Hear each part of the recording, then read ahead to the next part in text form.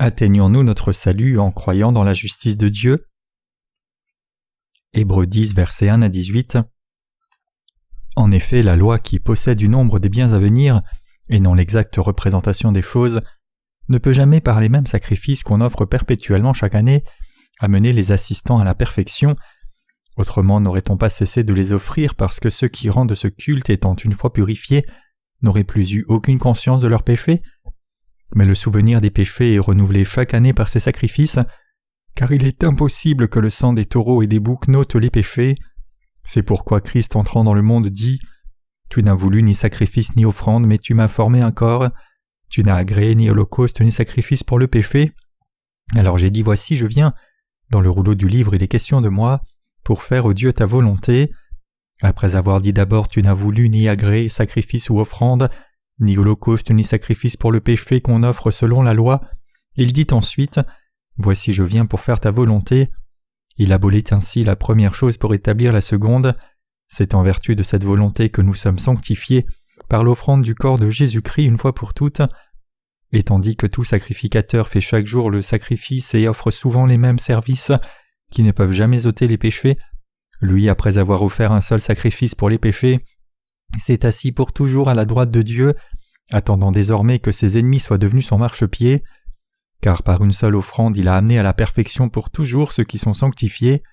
C'est ce que le Saint-Esprit nous atteste aussi, car après avoir dit « Voici l'alliance que je ferai avec eux, après ces jours-là, dit le Seigneur, je mettrai mes lois dans leur cœur et je les écrirai dans leur esprit. » Et il ajoute « Je ne me souviendrai plus de leurs péchés ni de leurs iniquités. Or là où il y a pardon des péchés, il n'y a plus d'offrande pour le péché. » Nous venons de lire Hébreux 10, versets 1 à 18 pour la lecture des Écritures d'aujourd'hui. La plupart d'entre nous conviendront que nous n'avons pas toujours la pleine compréhension de la volonté de Dieu telle qu'elle est écrite dans la Bible. Étant donné l'épaisseur et la longueur de l'Écriture, il n'y a aucun moyen pour nous de saisir la volonté de Dieu si nous ne l'abordons pas par l'évangile de l'eau et de l'esprit. Comme le chapitre 10 d'Hébreux est un passage particulièrement difficile, je suis sûr que peu de gens peuvent comprendre la justice de Dieu qui est expliquée dans ce passage en le comparant à la loi. Si nous devions nous attaquer à la lecture d'aujourd'hui sans même comprendre la justice de Dieu, ce serait encore plus difficile à comprendre. Donc c'est un peu intimidant pour moi de vous expliquer pleinement la justice de Dieu en si peu de temps. En tant que tel, permettez-moi d'abord de vous expliquer le motif derrière l'épître aux Hébreux, puis de vous expliquer ce qu'est la justice de Dieu.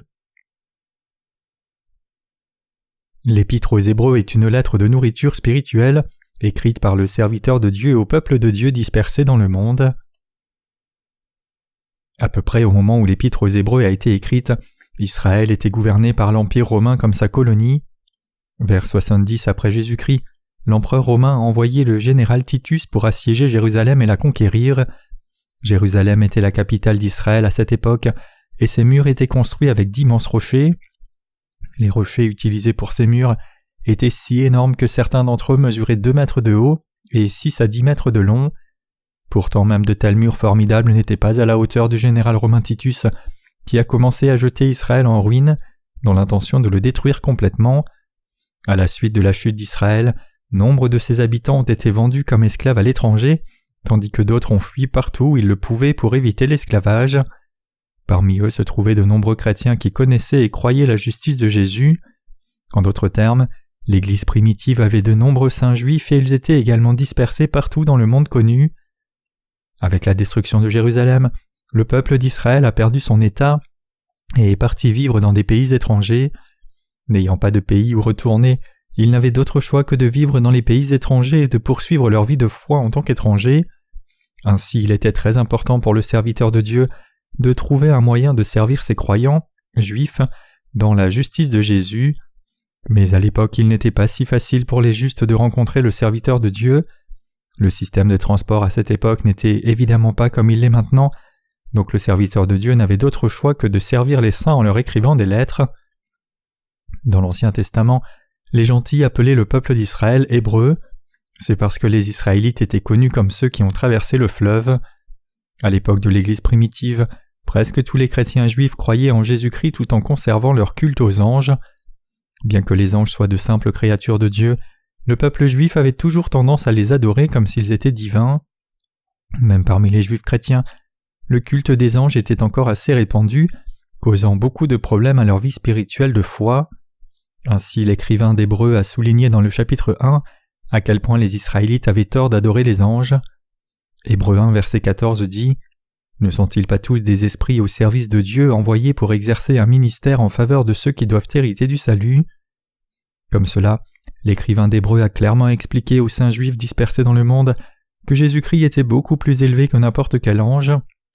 Il est ensuite passé à expliquer la justice de Jésus dans le chapitre 10 en le comparant à la loi de Dieu, afin que chacun puisse comprendre que la justice de Dieu était la plus grande vérité du salut. Aujourd'hui encore, de nombreux chrétiens pensent à tort qu'observer la loi donnée par Dieu est ce qu'est la vraie vie de foi. Cela nous attriste profondément, car ces chrétiens égarés ne connaissent pas la fonction de la loi. Nous savons que les commandements de Dieu sont absolument exacts, mais ils ne sont pas destinés à être gardés. La loi a plutôt une fonction distincte. Par la loi de Dieu, nous devons réaliser nos péchés et, à partir de cette réalisation, entrer dans la justice de Jésus-Christ notre Sauveur par la foi. En d'autres termes, chaque pécheur doit se soumettre à la justice de Dieu.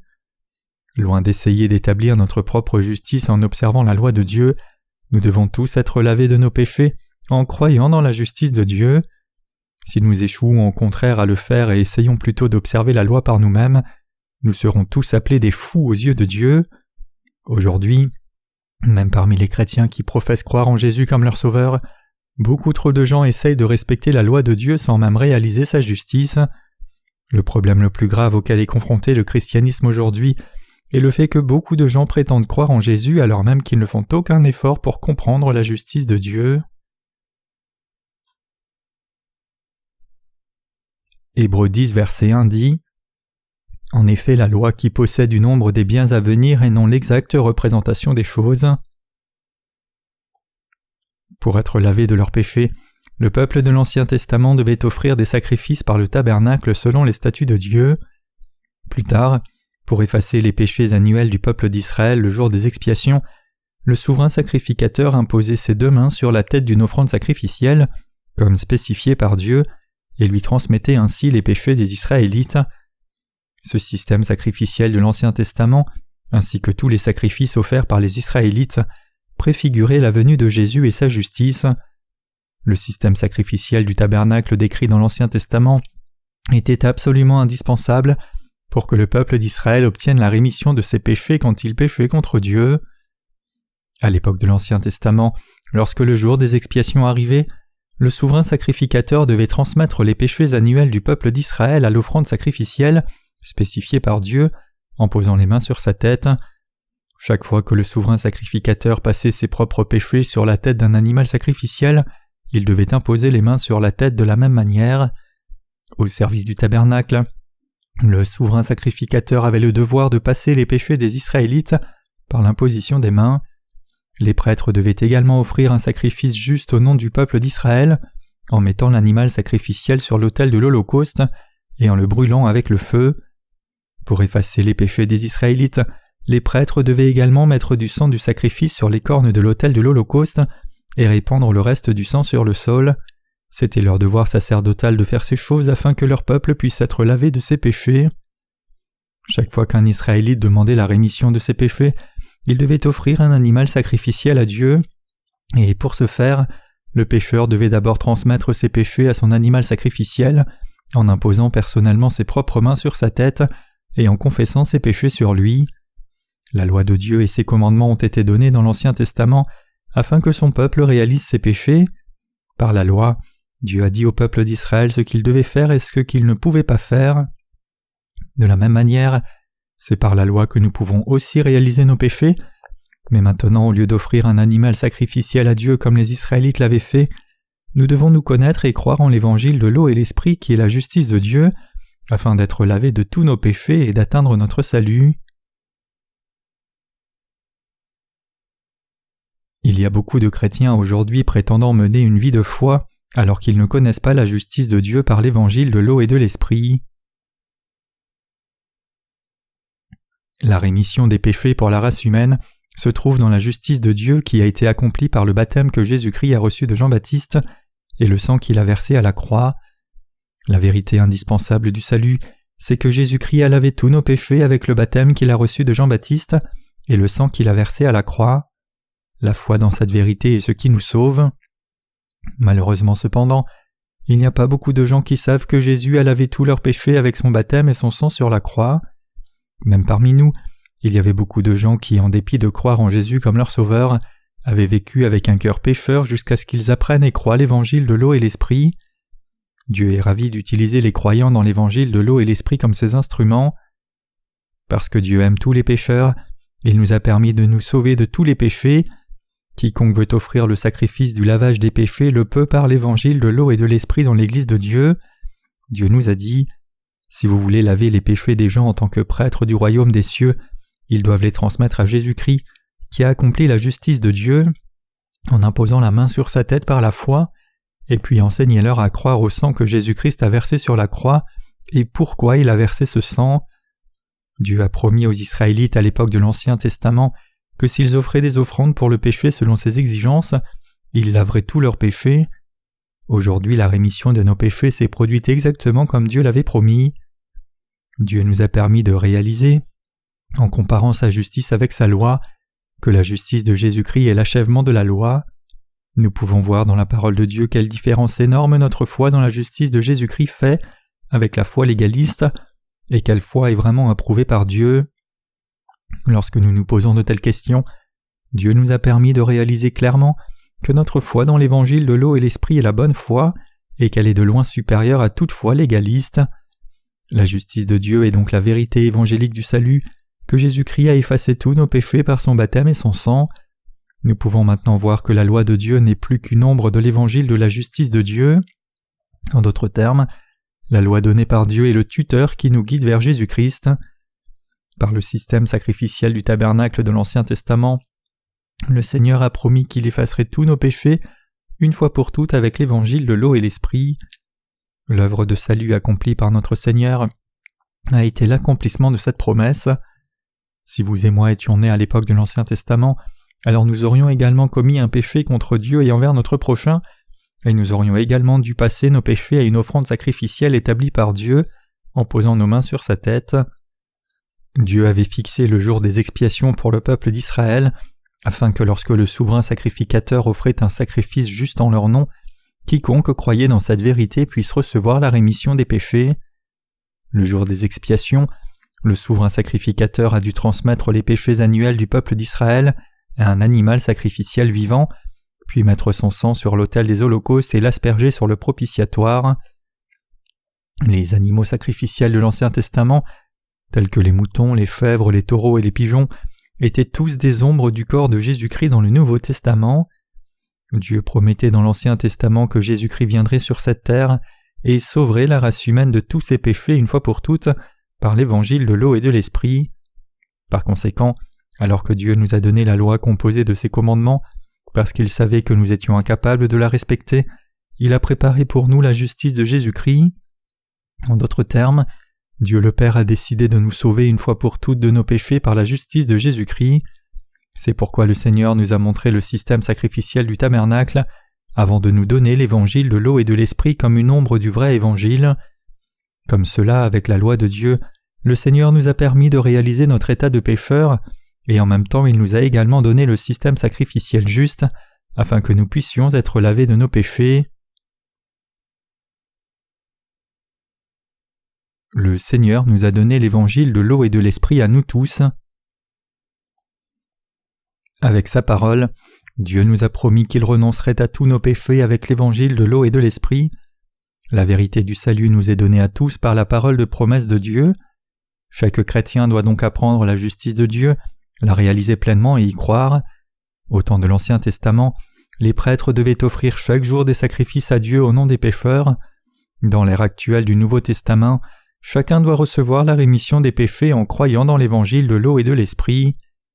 Aujourd'hui comme par le passé, la rémission des péchés doit être reçue par tout le monde, parce que les êtres humains ne peuvent s'empêcher de commettre des péchés tout le temps, car ils sont pleins de défauts. Tout comme le peuple d'Israël a constamment péché contre Dieu, nous aussi nous péchons constamment jour après jour. À l'époque de l'Ancien Testament, chaque fois qu'un Israélite cherchait à recevoir la rémission des péchés, il devait apporter une offrande sacrificielle au tabernacle, lui imposer les mains sur la tête, recueillir son sang, et donner ce sang au prêtre avant de retourner à la maison. Les prêtres offraient alors un sacrifice juste à Dieu au nom du pécheur, leur permettant ainsi de recevoir la rémission des péchés. Cependant, même après avoir reçu la rémission des péchés en offrant un sacrifice comme celui-ci, le peuple d'Israël devait encore retourner au tabernacle et chercher à nouveau les prêtres, car ils ne pouvaient s'empêcher de continuer à pécher. Par conséquent, pour être lavés de leurs péchés, ils devaient continuer à aller vers les prêtres et à offrir ces sacrifices à maintes reprises. Cela était vrai même après avoir reçu la rémission de leurs péchés annuels le jour des expiations. En s'appuyant sur le système sacrificiel, le peuple d'Israël ne pouvait pas dans l'Ancien Testament résoudre le problème de ses péchés de façon permanente, une fois pour toutes. Ainsi, année après année, le souverain sacrificateur a dû offrir des sacrifices en leur nom le jour des expiations, tels que déterminés par Dieu.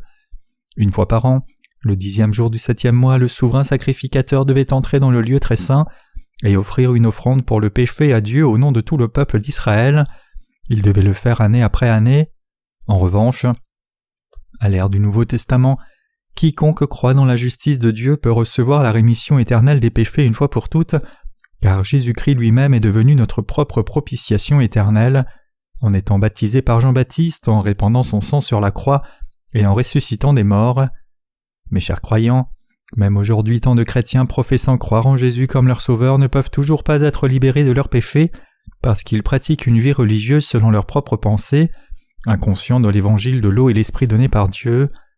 Ces chrétiens égarés mènent non seulement leur vie de foi dans l'ignorance totale de la justice de Dieu, mais ils n'ont pas non plus le désir d'en apprendre davantage. Loin de s'appuyer sur la justice de Dieu, ils essayent simplement d'observer la loi de Dieu par eux-mêmes. Compte tenu de cela, il n'est pas surprenant que ces personnes restent incapables de devenir sans péché en croyant dans la justice de Dieu. Beaucoup de chrétiens essayent de purifier leur cœur en obéissant à la loi de Dieu. Malheureusement, leur foi est fausse. Qui parmi vous pourrait toujours observer chaque loi et chaque parole de Dieu ? Personne ne peut obéir à chaque lettre de la parole de Dieu. De même que les gens de l'Ancien Testament étaient incapables d'observer pleinement la loi de Dieu, les gens vivant dans cet âge actuel du Nouveau Testament sont incapables de garder la loi complètement à la perfection. C'est pourquoi la Bible dit qu'il n'y a personne dans ce monde, pas même un seul, qui n'ait commis aucun péché. Pourtant même ainsi, peut-être certains d'entre vous pensent encore qu'offrir des prières de repentance est indispensable à la foi. Si vous pensez que vos péchés disparaîtront lorsque vous offrirez des prières de repentance, vous vous trompez complètement. Ces prières ne sont rien d'autre qu'une illusion, dérivée de pensées fallacieuses. En fait, je suis sûr qu'au fond de votre cœur, vous savez vous-même très bien que vous ne pouvez pas effacer vos péchés simplement en offrant ces stupides prières de repentance. Qui vous a appris que vous pouviez effacer tous vos péchés en offrant des prières de repentance ? Celui qui vous a peut-être appris cela est dans une grande erreur.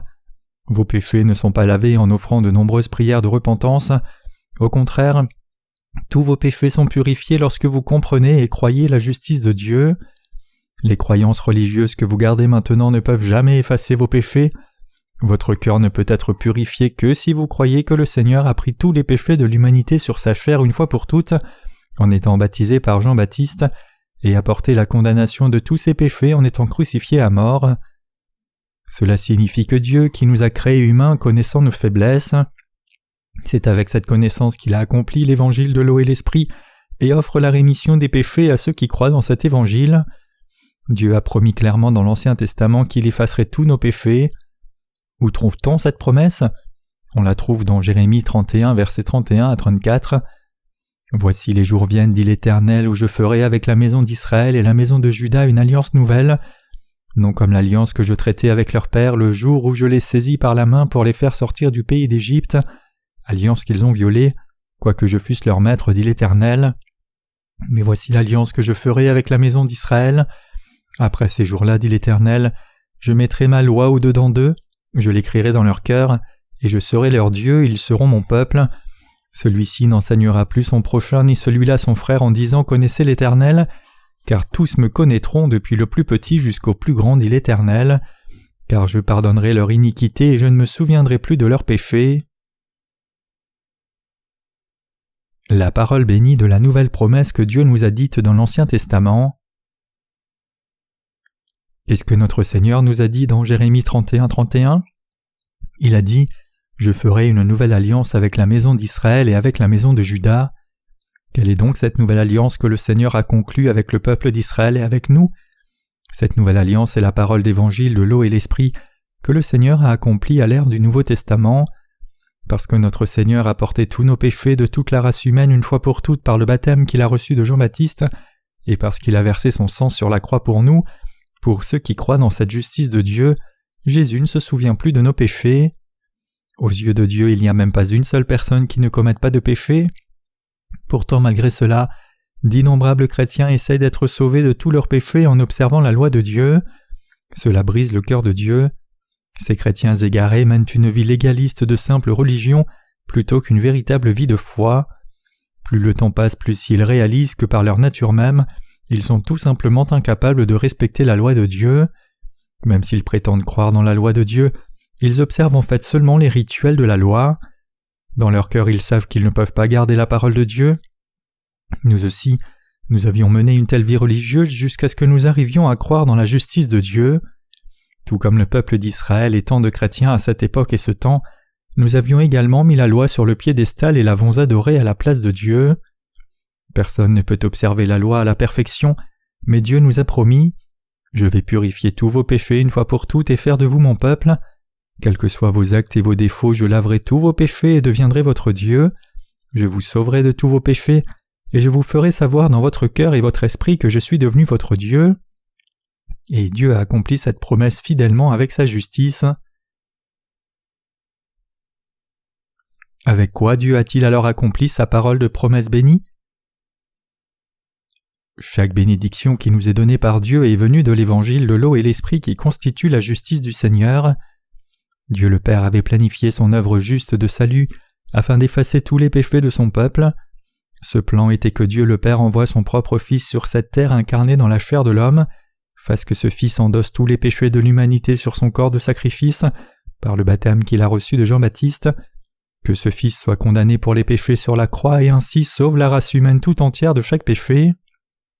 En d'autres termes, Dieu lui-même a parfaitement accompli notre salut en faisant baptiser Jésus par Jean-Baptiste, en répandant son sang sur la croix et en ressuscitant des morts, tout cela pour sauver chaque pécheur de tous les péchés. Le Seigneur nous dit donc « Je vous ai sauvé de tous les péchés de ce monde une fois pour toutes par l'évangile de l'eau et de l'esprit. » C'est pourquoi les croyants dans l'évangile de l'eau et l'esprit sont appelés les justes, car ils ont reçu la rémission des péchés à cause de leur foi dans la justice de Dieu, qui a été accomplie par son Fils par son baptême, son sang sur la croix, plutôt qu'en observant la loi de Dieu. Maintenant que le Seigneur a accompli sa justice complètement sur cette terre, en étant baptisé par Jean-Baptiste et en versant son sang sur la croix, il a fait de tous ceux qui croient dans cette justice de Dieu ses propres enfants. Grâce à la loi, nous en sommes venus à réaliser nos péchés, et en croyant dans l'évangile de l'eau et l'esprit, nous en sommes venus à réaliser la justice de Dieu, et ainsi recevoir la rémission des péchés par la foi. Parce que notre Seigneur nous aime par l'évangile de l'eau et l'esprit, il nous a bénis en nous sauvant de tous nos péchés, seulement si nous croyons vraiment dans la justice de Dieu. Le Seigneur nous dit « J'ai effacé tous vos péchés une fois pour toutes avec l'évangile de l'eau et l'esprit. Ceci est la justice de Dieu que j'ai accomplie. Et si seulement vous croyez dans cette justice de Dieu, vous deviendrez le peuple de Dieu. » Le plan du Seigneur était de rendre tous les croyants dans l'évangile de l'eau et l'esprit pour toujours sans péché. C'est pourquoi le Seigneur a promis dans l'Ancien Testament qu'il nous ferait savoir qu'il est notre Dieu, et tout comme le Seigneur a promis qu'il nous bénirait pour atteindre le salut donné par Dieu dans nos esprits et nos cœurs, il nous a en effet délivrés de tous nos péchés. C'est pour souligner cette leçon que l'auteur de l'Épître aux Hébreux a écrit sa lettre aux saints dispersés dans le monde entier. Le serviteur de Dieu dit ici que les bénédictions de Dieu appartiennent à ceux qui connaissent et croient dans sa justice, plutôt qu'à ceux qui se forcent d'observer la loi. Ayant pris tous les péchés de tous par le baptême qu'il a reçu de Jean-Baptiste, Jésus a porté la condamnation de tous ses péchés, et ressuscité des morts, et a ainsi sauvé tous ceux qui croient dans la justice de Dieu. Cela signifie que la foi de ceux qui croient dans la justice de Dieu est de loin supérieure à la foi de tout légaliste. Vous et moi sommes fondamentalement incapables de garder la loi de Dieu à la perfection. En fin de compte, ce n'est qu'en croyant dans l'évangile de l'eau et l'esprit que vous et moi pouvons être délivrés de tous nos péchés. C'est ce que la Bible nous enseigne ici. Personne ne peut être libéré de ses péchés en essayant d'observer la loi de Dieu, car personne ne peut garder la loi à la perfection. En revanche, la justice de Jésus-Christ a délivré tous ceux d'entre nous qui croient dans cette justice de tous nos péchés une fois pour toutes. La loi de Dieu déclare que le salaire du péché c'est la mort. En conséquence, chaque pécheur doit reconnaître qu'il sera condamné pour ses péchés et ainsi venir en présence de Dieu en se confiant dans sa justice.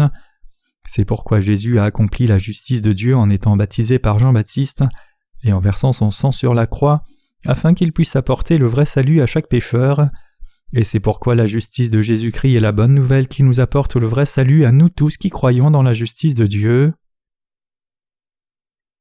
Quel est le véritable évangile de l'eau et de l'esprit dont parle la Bible ? L'évangile de l'eau et de l'esprit proclame que Dieu le Père a accompli notre salut en envoyant Jésus-Christ son Fils unique sur cette terre, lui faisant accepter tous nos péchés une fois pour toutes sur son corps de sacrifice par le baptême qu'il a reçu de Jean-Baptiste, et le laissant être crucifié et verser son sang sur la croix. Le Fils de Dieu a ainsi accepté tous nos péchés une fois pour toutes en étant baptisé par Jean-Baptiste, a porté la condamnation de tous nos péchés en étant crucifié à notre place, et a triomphé de la mort en ressuscitant des morts. Et maintenant assis à la droite du trône de Dieu le Père, Jésus-Christ reviendra juger tout le monde. Grâce à toutes ces œuvres de salut, quiconque croit dans l'évangile de l'eau et l'esprit a été entièrement sauvé par Dieu. Le Seigneur nous a vraiment sauvés de cette manière grâce à l'évangile de l'eau et l'esprit, et il est devenu notre propre protecteur, et il veut que nous sachions que cet évangile de l'eau et l'esprit est la vérité ultime. Nous devons donc saisir cette vérité tout comme le Seigneur veut que nous la réalisions. C'est pourquoi le serviteur de Dieu qui a écrit l'Épître aux Hébreux nous a expliqué la justice de Jésus-Christ en la comparant avec la loi de Dieu, et pourquoi il voulait que nous y croyions et que nous rendions toute la gloire à Dieu. Le Nouveau Testament témoigne de la supériorité de la justice de Jésus-Christ, comme il est écrit ici dans Hébreux 10, verset 5. C'est pourquoi Christ entrant dans le monde a dit « Tu n'as voulu ni sacrifice ni offrande, mais tu m'as formé un corps ». Cela signifie que Jésus, le Fils de Dieu, a préparé la justice de Dieu pour notre salut. La vraie vérité du salut pour tous les pécheurs, c'est la justice de Jésus-Christ.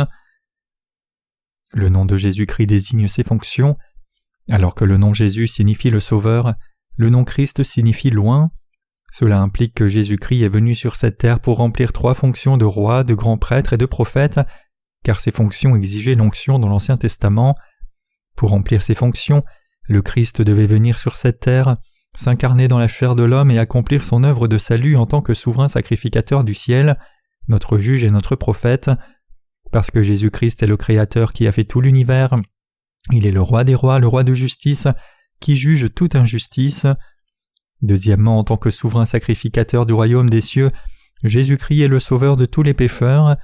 Pour nous sauver de tous nos péchés et nous emmener au royaume de Dieu, Jésus-Christ est venu sur cette terre incarné dans la chair de l'homme, a porté tous les péchés de l'humanité sur son corps en étant baptisé par Jean-Baptiste, et a été crucifié à mort par procuration à notre place, et il est ressuscité des morts. En offrant son propre corps à Dieu le Père comme propitiation pour tous les pécheurs, le Seigneur a fait un sacrifice pour la rémission des péchés en notre nom, et avec ce seul sacrifice il a sauvé tous ceux qui croient dans cette vérité. Il a terminé toute son œuvre de salut afin qu'à partir de maintenant, quiconque croit dans la justice de Jésus soit sauvé de chaque péché. De cette façon, Jésus-Christ a rempli son rôle de vrai prophète pour nous tous qui croyons dans l'évangile de l'eau et l'esprit. Il nous a enseigné d'où nous venons, où nous allons, quel est le but pour lequel Dieu nous a créés, et en quoi nous devons croire si nous voulons vivre selon ce but, c'est-à-dire l'évangile de l'eau et l'esprit. Ce n'est personne d'autre que Jésus-Christ qui nous enseigne toutes ces choses. Il est venu sur cette terre comme le sauveur de tous les pécheurs. Chaque fois que Noël arrive, nous louons plutôt la justice de Jésus-Christ en chantant « Joie au monde, le Seigneur est venu ». Le 25 décembre, les gens du monde entier célèbrent Noël. Chaque chrétien remercie le Dieu du salut d'être venu sur cette terre. Tout comme il l'avait promis, Jésus-Christ est effectivement venu sur cette terre incarné dans la chair de l'homme à travers le corps de la Vierge Marie. C'est pourquoi lorsque nous louons Dieu à Noël, nous chantons « Joie au monde, le Seigneur est venu, que la terre reçoive son roi ». Nous louons Dieu comme ceci pour avoir préparé sa justice pour nous. Le jour où Jésus est né sur cette terre, les anges ont chanté au ciel « Gloire à Dieu dans les lieux très hauts et paix sur la terre parmi les hommes qu'il a créés ». Luc 2, 14. Les anges célestes chantaient ainsi parce que le Fils de Dieu était venu sur cette terre pour délivrer l'humanité de tous les péchés du monde, afin que Dieu fasse de nous son propre peuple juste. Les croyants dans l'évangile de l'eau et l'esprit ont la justice du Seigneur. Le Seigneur a permis à tous ceux qui croient dans sa justice d'être sauvés de tous leurs péchés. C'est parce que le Seigneur lui-même nous a pour toujours délivrés de tous nos péchés en venant dans ce monde. Dieu le Père a dit qu'il ne désire aucun sacrifice ni aucune offrande de notre part, parce que la justice de Dieu a été préparée. C'est pourquoi l'Écriture dit que Dieu le Père a préparé un corps pour nous. Nous devons tous comprendre clairement la justice du Seigneur avec nos esprits et y croire sincèrement avec nos cœurs. Dieu ne veut pas que nous lui offrions un sacrifice en essayant de recevoir la rémission des péchés, comme cela a été fait à l'époque de l'Ancien Testament. Au contraire, Dieu a préparé pour nous la justice de Jésus-Christ, et cela seul comme le dit l'Écriture. Par conséquent, quand il est venu dans le monde, il a dit « C'est pourquoi Christ entrant dans le monde dit « Tu n'as voulu ni sacrifice ni offrande, mais tu m'as formé un corps » Hébreux 10, verset 5. C'est l'accomplissement de ce que Dieu nous avait promis par le prophète Ésaïe 700 ans avant que Jésus ne vienne sur cette terre en disant « C'est pourquoi le Seigneur lui-même vous donnera un signe. Voici la jeune fille deviendra enceinte, elle enfantera un fils, et elle lui donnera le nom d'Emmanuel. » Ésaïe 7, verset 14. En faisant que son fils Jésus reçoive le baptême de Jean-Baptiste, Dieu le Père a fait porter au Fils les péchés du monde. En laissant le corps de Jésus être crucifié, Dieu le Père a condamné tous nos péchés et à travers cela Dieu nous a rendus, nous les croyants, complètement sans péché. C'est ainsi que Dieu nous a permis d'être avec lui pour toujours. Toutes ces choses ont été planifiées par Dieu le Père, le Fils et le Saint-Esprit. C'est Jésus-Christ qui nous permet de réaliser que notre salut de tous les péchés de ce monde a été accompli grâce à la justice de Dieu. Ainsi comme Dieu a déjà tout fait pour que nous soyons délivrés, nous ne pouvons être sauvés de tous nos péchés que si nous croyons avec un cœur reconnaissant pour l'œuvre juste du salut que Jésus a faite pour nous afin de nous rendre sans péché, c'est-à-dire son baptême et son sang. Désormais, c'est à vous et moi qu'il incombe de répandre et de servir la justice de Dieu, car nous les croyants dans l'évangile de l'eau et de l'esprit avons reçu la rémission des péchés par la foi. Jésus-Christ le Fils de Dieu est venu sur cette terre à notre recherche pour nous délivrer de tous les péchés de ce monde, et en étant baptisé par Jean-Baptiste, représentant de l'humanité, et ressuscité des morts, le Fils de Dieu a sauvé ceux qui croient maintenant dans l'évangile de l'eau et l'esprit de tous leurs péchés. Notre salut était fondamentalement l'œuvre de Dieu. C'est pour cette raison que Dieu le Père avait préparé un corps pour réaliser le salut de l'humanité. Jésus-Christ est l'offrande sacrificielle préparée par Dieu pour l'accomplissement de la délivrance de l'homme.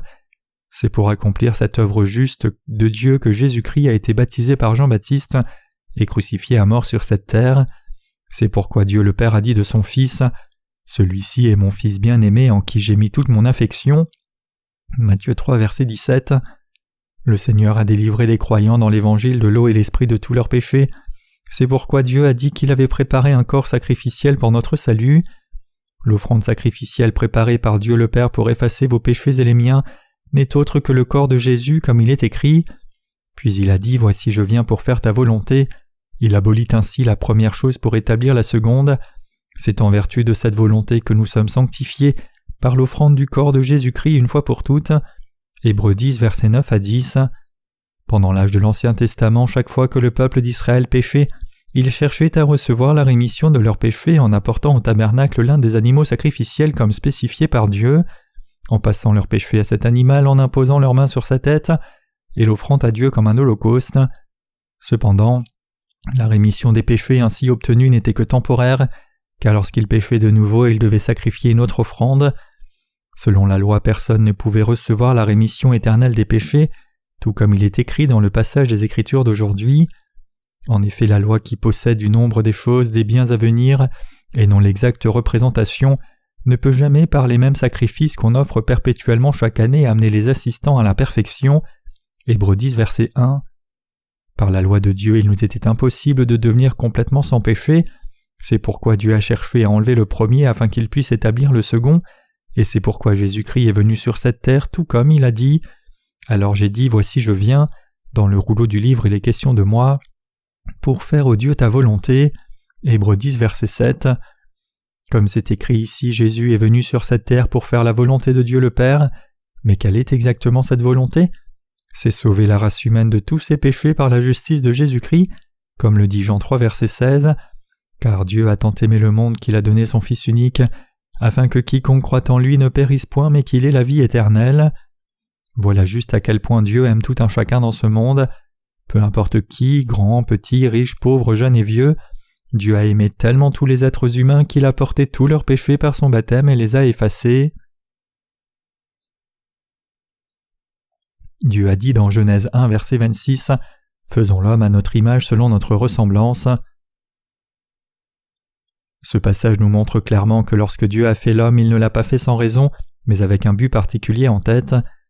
Même si Dieu savait que les êtres humains tomberaient dans le péché à cause de leur faiblesse, il était déterminé à les sauver de tous leurs péchés et à en faire ses propres enfants. C'était la volonté fondamentale de Dieu. Dieu a créé les êtres humains parce qu'il les aimait et voulait faire d'eux ses propres enfants, les emmener dans son royaume et vivre avec eux pour toujours. C'est dans ce but que Dieu nous a créés comme êtres humains. C'est parce que Dieu le Père nous a créés dans ce but qu'il a envoyé son Fils Jésus-Christ sur cette terre et l'a fait baptiser par Jean-Baptiste. Et c'est pour cette raison que Dieu a dit « Faisons l'homme à notre image ». Il est important pour nous d'accorder une attention particulière à l'utilisation de la première personne du pluriel « nous » et « notre » ici. Ces mots ont été utilisés pour nous montrer que l'homme a été créé par l'œuvre du Dieu trinitaire. Pour nous, Jésus-Christ, Dieu le Père et le Saint-Esprit sont le même Dieu trinitaire unique. Lorsque Dieu a dit « Faisons l'homme à notre image », il avait déjà planifié notre salut. C'est pourquoi Dieu le Père a envoyé son Fils sur cette terre comme le sauveur de l'humanité selon sa volonté et son plan. Lorsque Dieu le Père a envoyé son Fils sur cette terre, il a dit au Fils d'accomplir les 3 fonctions de Christ. Tout d'abord, en tant que roi des rois, Christ devait sauver son peuple de tous les péchés du monde. Deuxièmement, il devait exercer la fonction de notre souverain sacrificateur céleste.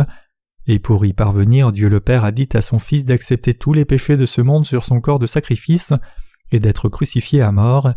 C'est pourquoi le Fils de Dieu a été baptisé et a versé son sang sur la croix.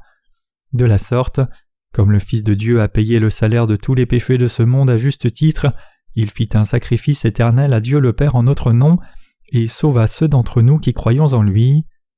Troisièmement, Christ devait remplir sa fonction de prophète pour nous enseigner que toute cette œuvre de salut a été faite par Dieu, tout comme les prophètes de l'Ancien Testament avaient enseigné la vérité aux Israélites. Ce sont ces 3 fonctions de roi des rois, de souverain sacrificateur et de prophète que Dieu le Père a dit à son Fils d'accomplir sur cette terre avant de retourner au ciel. Il dit ensuite « Voici je viens pour faire ta volonté ». Il abolit ainsi la première chose pour établir la seconde. Hébreux 10, verset 9. Cela signifie que la fonction de la loi de Dieu était de signaler nos péchés, mais elle ne pouvait pas complètement éliminer tous nos péchés. Pourtant, le salaire de nos péchés doit toujours être payé comme l'Église la joie, et c'est Jésus notre Sauveur qui a pleinement satisfait cette demande en étant baptisé par Jean-Baptiste et en versant son sang sur la croix. C'est ainsi que la rémission de nos péchés a été accomplie. Ceci est le juste salut de Dieu accompli par la vérité de l'Évangile de l'eau et de l'Esprit. La loi de Dieu elle-même n'est pas défectueuse. Au contraire, la loi de Dieu nous enseigne nos péchés afin que nous puissions les reconnaître.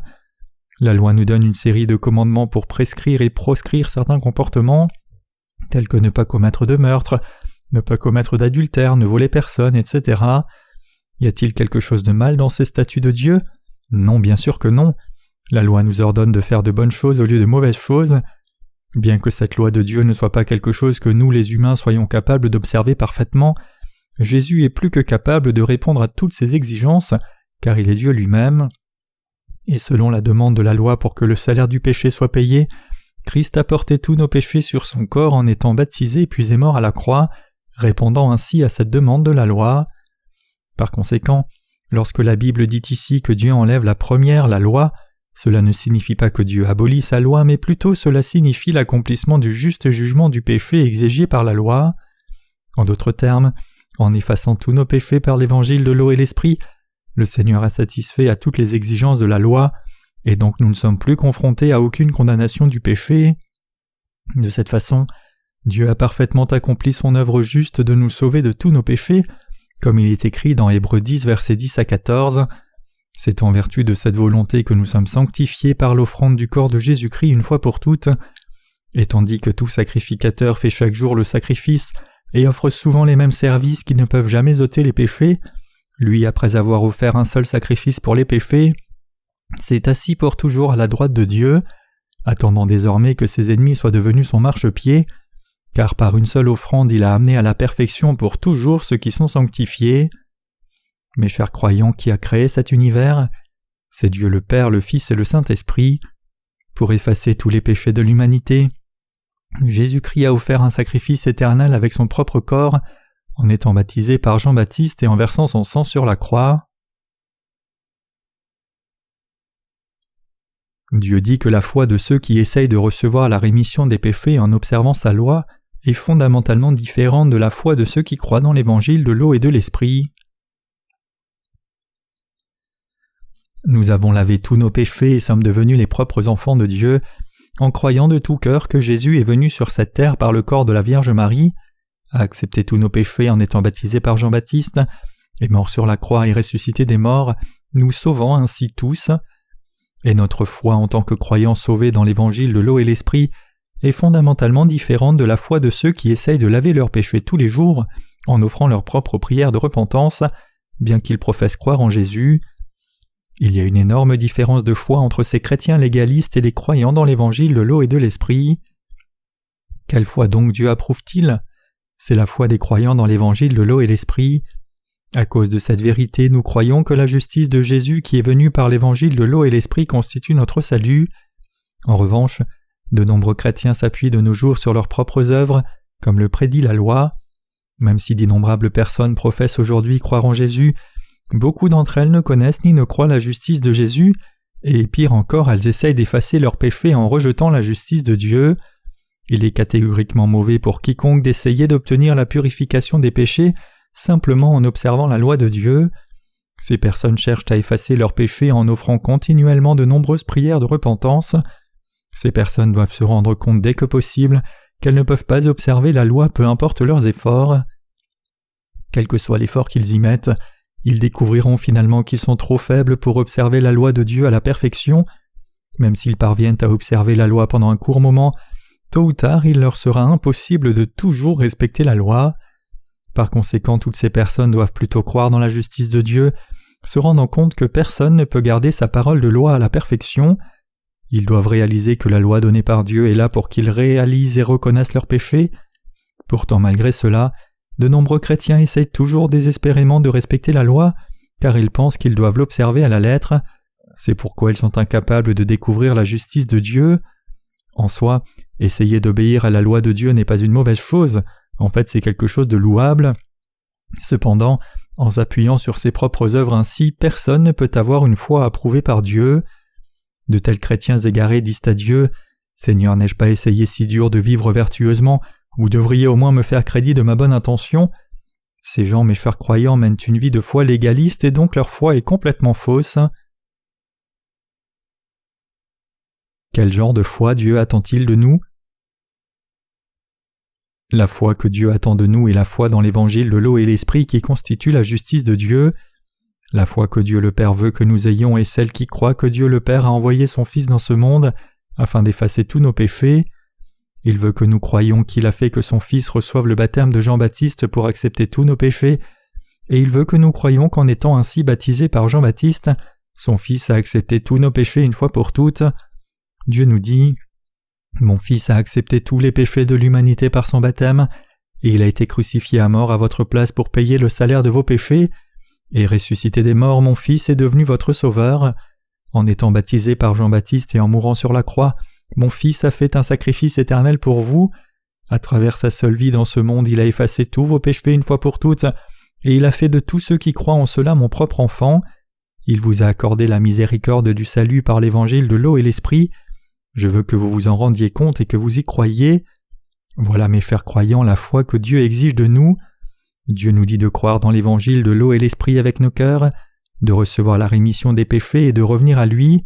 Il nous dit « Je veux que vous atteigniez votre salut par cette seule foi. » Dieu veut que nous devenions sans péché en croyant dans l'évangile de l'eau et l'esprit, et il veut que nous le remercions pour cela parce que nous sommes trop faibles pour observer la loi de Dieu à la perfection. Le Seigneur lui-même a effacé tous nos péchés pour nous avec sa justice. La Bible dit que Dieu a enlevé la loi parce qu'il sait que nous sommes incapables de la respecter.